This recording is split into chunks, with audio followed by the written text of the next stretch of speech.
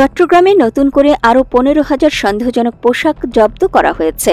পুলিশের দাবি, এসব ইউনিফর্ম পাহাড়ি সশস্ত্র সংগঠন কুকিচিন ন্যাশনাল ফ্রন্ট কেএনএফ-এর।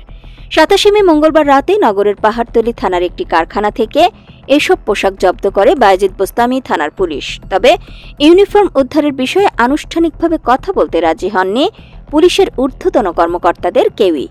বিষয়টি স্পর্শকাতর হওয়ায় মন্তব্যে অনীহা তাদের। তবে নাম প্রকাশে অনিচ্ছুক নগর পুলিশের একাধিক কর্মকর্তা অভিযানের বিষয়টি নিশ্চিত করেন।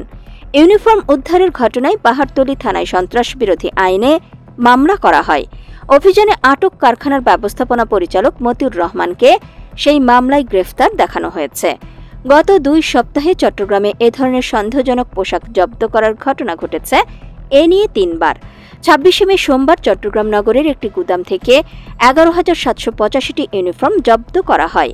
পুলিশের একটি সূত্র নিশ্চিত করে, এসব ইউনিফর্ম কুকিচিন ন্যাশনাল ফ্রন্টের। এর আগে গত 17 মে রাতে নগরের বায়েজিদ বোস্তামি থানার নয়ারহাট এলাকার একটি কারখানা থেকে 20,300টি সন্দেহজনক পোশাক জব্দ করে গোয়েন্দা পুলিশ। এ ঘটনায় করা মামলার এজাহারে পুলিশ উল্লেখ করে, ইউনিফর্মগুলো কেএনএফ-এর। 2 কোটি টাকার চুক্তিতে ইউনিফর্মগুলো প্রস্তুতের ফরমাশ নেওয়া হয়। এ ঘটনায় পোশাক কারখানাটির মালিক সহ 3 জনকে গ্রেফতার করে পুলিশ। গ্রেফতারকৃত 3 জন হলেন শাহিদুল ইসলাম, গোলাম আজম ও নিয়াজ হায়দার। পুলিশ জানায়, শাহিদুল ইসলাম কারখানার মালিক, অন্য 2 জন পোশাকগুলো তৈরির ফরমাশ এনেছিলেন।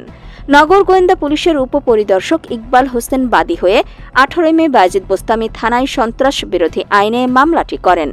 মামলায় গ্রেফতারকৃত 3 জন ছাড়াও রাঙামাটির কাপ্তায়ের মংলাসেন মারমা নামের এক ব্যক্তিকে আসামি করা হয়।